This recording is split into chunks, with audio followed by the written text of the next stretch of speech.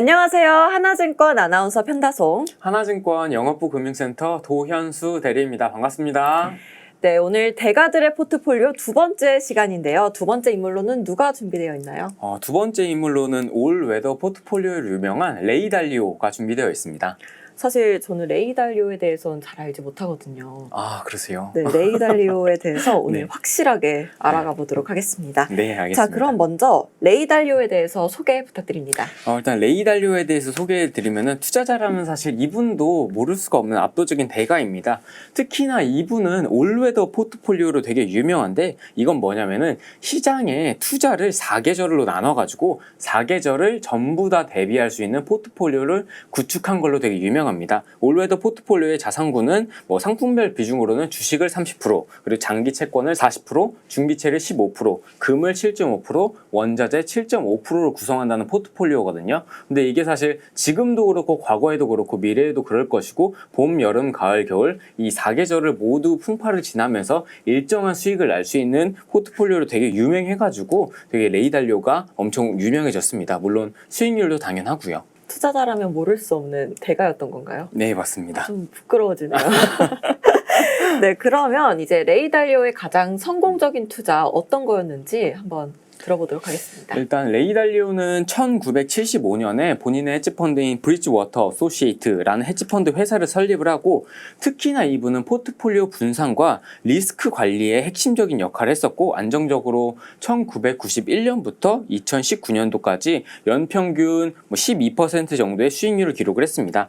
레이 달리오의 경우에는 가장 큰 성공은 1980년대 말에 미국의 채권 시장에 투자를 해서 가장 큰 성공을 거뒀거든요. 그때 당시에 미국 재무부가 금리 인상을 계속적으로 할 거다라는 예측을 기반으로 해서 그에 따라 가지고 채권 가격이 크게 하락할 것임을 알고 그 하락에 베팅을 해서 큰 성공을 거둔 이력이 있습니다. 또 2008년도 글로벌 금융위기 때 레이 달리오 같은 경우에는 사실 다른 투자자분들은 글로벌 금융위기 때 사실 쪽박차거나 정말 깡통 계좌가 된 분들도 굉장히 많았었는데 이분 같은 경우에는 앞서 말씀드렸던 것처럼 리스크 관리 되게 철저하고 괜히 남들이 사는 종목 따라 사지 않아가지고 사실 이 2008년도에도 불구하고 수익을 어느 정도 내셨거든요. 사실 근데 그때 지수만 하더라도 고점 대비 마이너스 50% 정도 갔던 시점에 수익을 조금이라도 냈으면은 사실 굉장히 뛰어난 손실 방어를 했다라고도 볼 수가 있는 겁니다.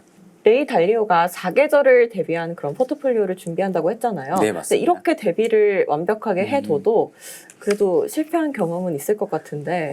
맞습니다. 실패한 경험이 있고요. 사실 저 대가들의 투자 포트폴리오를 보면서 전부 다 100% 성공을 하진 않고 사실 각각의 실패 사례는 다 있는 것 같습니다. 레이 달리오에 대한 경우에는 말씀드리면 1990년대 초반에 IT 버블이었잖아요. 그때 네. 레이 달리오가 일부 나스닥 기술주에 대한 정말 강력한 믿음이 있었어요. 그래서 큰 베팅을 했는데 사실 1990년도 후반 그리고 2000년대 초반에 IT 버블이 붕괴가 되면서 큰 손실을 봤고요. 또 2000년대 초반에 IT 버블이 붕괴되고 나서 다시 한번 기술주에 들어갔다가 또 한번 큰 손실을 보고 나온 그런 실패 경험이 있습니다. 정말 기술주에 조금 강한 믿음이 있었나 봐요. 네, 이렇게 맞습니다. 한번 실패하고도 또 다시 도전을 하는 걸 보면 또 그런 기술주에 대한 사실 강력한 믿음이 있어 손실을 본 것도 있었고요. 2011년도에는 그 그리스발 위기로 해서 네. 유럽의 채무 위기가 있었는데 이때 당시에도 레이 달리오는 유럽의 주식시장이 바닥이다. 이건 투자해야 된다. 라고 했었다가 사실 그게 바닥이 아니었었죠. 그게 지하실을 뚫고 더 아래로 내려가서 레이 달리오는 조금 더 큰 손실을 본 이력도 있습니다. 네, 그럼 레이 달리오의 포트폴리오도 한번 살펴봐야겠죠. 지금부터 포트폴리오 함께 살펴보시겠습니다. 일단 위에서부터 레이 달리오가 보유한 종목을 비중 순서대로 어떤 기업인지 어떤 ETF인지 간략하게 좀 소개를 드리도록 하겠습니다. 일단 가장 큰 비중으로 들고 있는 종목은 IVV라는 건데 이 지수 같은 경우에는 미국의 S&P 500 지수를 그대로 추종하는 ETF인 거고요. 두 번째 IEMG가 있는데 사실 알파벳으로 말씀을 드리는 게 ETF는 티커로 보통 얘기를 많이 하기 때문에 이 ETF 같은 경우에는 신흥국 시장에 투자하고 해당 신흥국 지수를 그대로 추종하는 ETF다 라고 생각을 해주시면 될 것 같습니다. 그 다음 해가 비누나 샴푸나 칫솔이나 남성분들은 질레트 면도기 많이 사용하시는데 그런 질레트 면도기 생산하는 프록터앤갬블 회사를 세 번째로 많이 들고 있고요.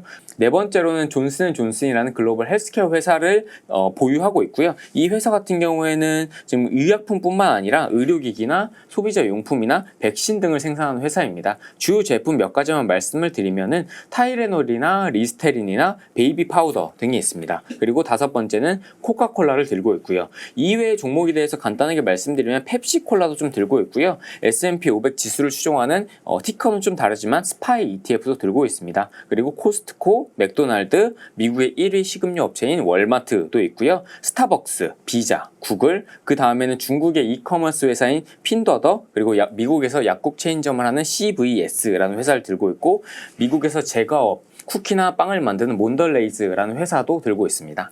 보니까 메타도 들고 있네요. 네, 맞습니다. 메타를 들고 있는데 비중이 그렇게 크진 않습니다. 그러면 레이달리오의 2분기 투자 전략은 어떻게 변했는지 2분기 달라진 점도 살펴보겠습니다.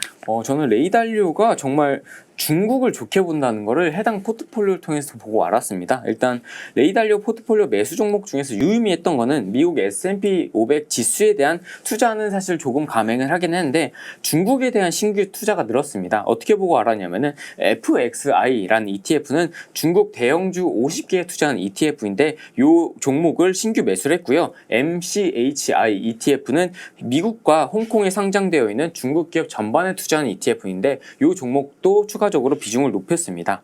반면에 매도했던 종목 같은 경우에는 사실 저희가 뭐 다들 아는 금 가격 있잖아요. 금이 사실 굉장히 지금 가격대가 높은 가격대로 형성이 되어 있는데 금 가격을 추종하는 ETF가 두 개가 있어요. 첫 번째로는 티커가 GLD ETF이고 두 번째가 IAU ETF인데 이 두 가지 종목 모두 거의 100%, 75% 정도로 대폭 축소한 이력이 있습니다. 레이달리오의 포트폴리오를 보면서 중국을 굉장히 좋게 보고 있다고 했잖아요. 네, 근데 사실 요즘 중국 시장이 그렇게 좋지 않은데 그럼에도 불구하고 중국 시장을 조금 좋게 보는 이유가 있을까요? 일단 저도 우려하는 바와 같이 중국의 부동산 위기도 계속적으로 불거지고 있고 시진핑 국가 정권에 대한 불확실성이 사실 굉장히 크잖아요. 그래가지고 이 부분은 사실 저뿐만 아니고 대부분의 사람들이 리스크 요인으로 찝는데 제가 보기에 레이달리오 같은 경우에는 이러한 불확실성에도 불구하고 약간의 역발상 투자를 한 게 아닌가라는 생각이 좀 듭니다. 사실 남들이 안 볼 때 먼저 투자해 가장 큰 수익을 볼 수 있는 구조잖아요. 그러니까 물론 정확한 멘션은 하진 않았지만 뭐 중국에 대한 역발상 투자라고 저는 생각을 합니다. 네, 그러면 이런 점 말고도 또 시사점이 있을까요? 그거 말고는 사실 미국에 대한 투자를 계속적으로 확대를 하고 있다라는 점과 금에 대해서는 지금은 부정적으로 보고 있다. 레이달리오 예전에 생각을 하시면 지금 현금은 쓰레기다, 뭐 주식을 다 사야 된다, 안전자산 사지 말라라는 말도 했었는데 사실 그 안전자산에 금도 포함이 되는 거잖아요. 근데 금을 사실 비중을 거의 확 낮췄다 보니까 그럼 지금은 사실 주식을 해야 될까? 주식을 해야 될 타이밍이 아닌가에 대한 생각이 조금 들게 되는 대목이었습니다. 네, 그럼 오늘도 투자자분들이 조금 이 종목은 눈여겨보실만 하다 하는 부분 있는지 말씀 부탁드립니다. 일단 레이달리오 포트폴리오 기준으로 말씀을 드리면은 종목 뭐 섹터로는 중국 쪽은 사실 뭐 레이달리오는 투자를 했지만 제 개인적인 견해로는 시진핑의 정권에 대한 불확실성도 있고 사실 요새 중국의 부동산 위기가 너무 부각이 되고 있어가지고 이 부분에 대해서는 사실 저는 물음표입니다. 다만 레이달리오가 미국에 대한 투자를 확대했던 것만큼 미국에서의 그냥 S&P 500 지수를 따라가는 스파이 ETF라던가 미국의 나스닥 지수를 그대로 따라가는 QQQ ETF라던가 아니면 미국의 반도체 지수를 그대로 쫓아가는 SOXX ETF는 충분히 관심 가져볼 만하다라고 생각이 들고요. 그리고 앞서 말씀드렸던 것처럼 레이달리오가 4계절 포트폴리오로 유명한데 본인은 나도 그럼 4계절 포트폴리오를 운용을 하고 싶다라고 하시는 분들도 분명히 있으신데 이게 장기채, 중기채, 주식, 원자재 등등등 나눠져 있어서 사실 실질적으로 구성하기 어려울 수가 있거든요. 그런 분들을 위해서 RPAR ETF가 있습니다. 미국 시장에 상장이 되어 있고요. 그것도 한번 관심 갖고 보셔도 괜찮지 않을까라는 생각이 좀 듭니다. 네, 이렇게 대가들의 포트폴리오 두 번째 인물로 레이달리오 함께 만나보셨습니다. 다음은 어떤 대가의 포트폴리오 들고 와주실 건가요? 비밀입니다. 안 알려주시는 건가요? 네, 다음번에 알려드리겠습니다. 네, 그러면 다음 편에 더 알찬 내용 가져와 주실 거라고 믿고 저희는 다음번에 찾아뵙도록 하겠습니다. 고맙습니다.